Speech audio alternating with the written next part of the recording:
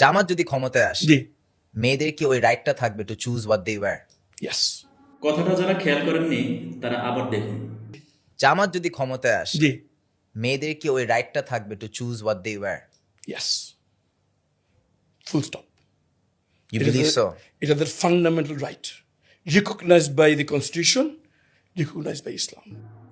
আচ্ছা, এবারও যারা বোঝেননি তাদেরকে আমি একটু বিশ্লেষণ করে বলি। সাম্প্রতিক সময়ে একটি পডকাস্টে ঢাকা 14 আসনের জামায়াতের সংসদ সদস্য প্রার্থী ব্যারিস্টার আরমানকে হোস্ট জিজ্ঞেস করে যে জামাত যদি ক্ষমতায় আসে তাহলে একজন নারী কি পরবে, কোন পোশাক পরবে সেটা চয়েস করার সেই অধিকারটা একজন নারী পাবে কিনা। ব্যারিস্টার আরমান এই প্রশ্নের উত্তরে ইয়েস বলে ফুল স্টপ দিয়ে দিয়েছে এবং সাথে এতটুকু বলেছে যে এটা তার ফান্ডামেন্টাল অধিকার বা এটা তার মৌলিক অধিকার। এতটুকু পর্যন্ত ঠিক আছে, কারণ বাংলাদেশ যেহেতু একটা গণতান্ত্রিক দেশ, এই দেশে একজন মানুষ চাইলে তার পছন্দ মতো পোশাক সে পরিধান করতে পারবে। এবং আমরা বিগত সময়টাতে দেখেছি যে এই দেশে আওয়ামী লীগ ক্ষমতায় ছিল, বিএনপি ক্ষমতায় ছিল, জাতীয় পার্টি ক্ষমতায় ছিল এবং তারা ক্ষমতা থাকাকালীন সময়ে মানুষ যেভাবে বা একজন নারী যেভাবে চাইলে নিজের পছন্দ মতো পোশাক পরিধান করতে পারত।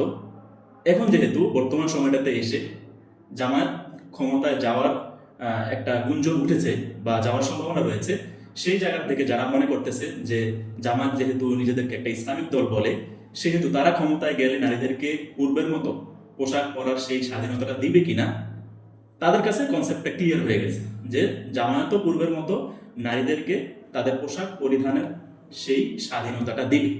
এতটুকু পর্যন্ত ঠিক আছে, কিন্তু এর পরবর্তীতে ব্যারিস্টার আরমান যে কথাটা বলেছে যে এটা ইসলাম দ্বারা স্বীকৃত, Recognized by Islam.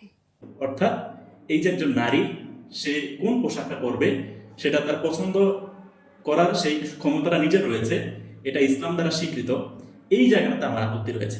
আপত্তির জায়গাটা হলো, দেখেন ব্যারিস্টার আরমানের সেই কথায় যদি আমি একটু সাইডে রাখি, আমি বাংলাদেশের একজন নাগরিক হিসেবে যদি কথা বলি, তাহলে দেশের নাগরিক হিসেবে গণতান্ত্রিক অধিকার, আমার পোশাক পরার যে স্বাধীনতা, সেই স্বাধীনতাটা আমি পাব।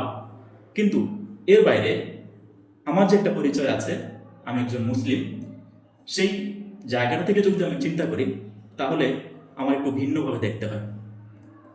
মুসলিম কাকে বলে? যিনি আত্মসমর্পণকারী। কার কাছে আত্মসমর্পণকারী? যিনি মহান আল্লাহ তাআলার কাছে আত্মসমর্পণকারী, যিনি আল্লাহ তাআলাকে তার একমাত্র স্রষ্টা হিসেবে নির্বাচিত করেছে এবং নিজের জীবন, মৃত্যু, কোরবানি সকল কিছু যিনি আল্লাহ তাআলার ইচ্ছার উপর ছেড়ে দিয়েছে, তাকেই বলা হয় মুসলিম। এখন আমি যখন নিজেকে একজন মুসলমান হিসেবে দাবি করব, তখন আমাকে দেখতে হবে যে আমি যেহেতু আল্লাহ তাআলার কাছে নিজেকে সমর্পণ করে দিয়েছি, তাহলে আমার জীবন কেমন হবে, আমার পোশাক কেমন হবে, আমার চালচলন কেমন হবে, সে ব্যাপারে আল্লাহ তাআলা কি নির্দেশ দিয়েছে। একজন নারীর পোশাক কেমন হবে সে ব্যাপারে আল্লাহ তাআলা পবিত্র কোরআনের সূরা আহজাবের 33 নং আয়াত আল্লাহ তাআলা বলেছেন, ওয়ালা তাবাররাজনা তাবাররুজাল জাহিলিয়াতিল উলা, তোমরা জাহিলি যুগের নারীদের মতো নিজেদের সৌন্দর্য প্রকাশ করো না। তাহলে এখান থেকে আমরা যেটা দেখতে পাই সেটা হলো যে একজন নারী যিনি নিজেকে মুসলিম দাবি করে, সে চাইলেই নিজের খেয়াল খুশি মতো কোনো পোশাক পরিধান করতে পারবে না। তাকে আল্লাহ তাআলা একটা নির্দিষ্ট সীমারেখা দিয়ে দিয়েছে। সেই সীমারেখাটা হলো সে এমন পোশাক পরিধান করবে যে পোশাক পরিধান করার মাধ্যমে তার সৌন্দর্যটা প্রকাশ না পায়, বা যাদের কাছে তার সৌন্দর্য প্রকাশ করার বৈধতা নেই তাদের কাছে যেন তার সৌন্দর্যটা প্রকাশ না পায়।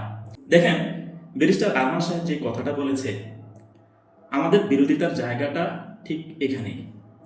আমরা যখন জামায়াতের এই বিষয়গুলো নিয়ে কথা বলি, তখন অনেকে আমাদেরকে বলে যে আপনারা সবসময় শুধু জামায়াতের দোষগুলো তুলে আনেন, বিএনপির দোষ তো তুলে আনেন না। বর্তমান সময়ে যেহেতু বিএনপি সামনে ক্ষমতায় আসার একটা সম্ভাবনা রয়েছে, বা বিএনপি বর্তমানে ফ্রন্ট লাইনের একটা রাজনৈতিক দল, তো বিএনপির এই বিষয়গুলো নিয়ে আমরা কেন কথা বলি না, সেটা নিয়ে অনেকে প্রশ্ন তোলা। আপনাদের একটু কনসেপ্টটা ক্লিয়ার হওয়া দরকার। বিএনপি একটি রাজনৈতিক দল, জামায়াত একটি রাজনৈতিক দল। আপনাদের বোঝা দরকার যে জামায়াতের যে বিষয়গুলো নিয়ে আমরা বিরোধিতা করি, সেগুলো কি রাজনৈতিক কোনো বিরোধিতা নাকি ধর্মীয় ইস্যুভিত্তিক বিরোধিতা? আমাদের বিরোধিতার জায়গাটা হলো জামায়াত যেভাবে এই দেশে মডারেট ইসলামের ধারক ও বাহক হতে চাচ্ছে এবং নিজেদের খেয়াল খুশি মতো একটা কাজকে ইসলাম বলে চালিয়ে দিচ্ছে, সেই জায়গাটাতে হলো আমাদের বিরোধিতা। আমরা সেই জায়গা থেকে মানুষকে সতর্ক করি এবং সেই জায়গা থেকে জামাতের বিরোধিতা করি। কিন্তু দুঃখজনক একটা বাস্তবতা হলো যে বাংলাদেশের অধিকাংশ মানুষ জামায়াতের যেই মডারেট ইসলাম সেই ইসলামটাকে গ্রহণ করতে চায় স্বেচ্ছায়। কারণ এদেশের সিংহভাগ মানুষ যেমন গানের মজলিসে যেতে চায়, তেমনি তারা ধর্মীয় একটা মজলিসেও যেতে চায়। এদেশের সিংহভাগ মানুষ যেমন এই দেশে ইসলামের আইন চায়, তেমনিভাবে তারা ইসলাম বিরোধী যে কার্যকলাপ সেই কার্যকলাপগুলো করতে চায়। এটাকেই পশ্চিমারা নাম দিয়েছে মডারেট ইসলাম। কাজেই আমরা আপনাদের কাছে অনুরোধ করব যে জামায়াতের যে ইসলামের নাম দিয়ে তারা যে ধোঁকাবাজিটা করে সেটা আপনারা একটু সূক্ষ্মভাবে বোঝার চেষ্টা করবেন। আপনি যত দ্রুত বুঝবেন যে জামায়াত ইসলামের নাম দিয়ে মূলত ইসলামকে হেয় প্রতিপন্ন করছে, ইসলামকে মিথ্যাচার দিচ্ছে, মিথ্যা তহমত দিচ্ছে, ততই আপনার জন্য মঙ্গল।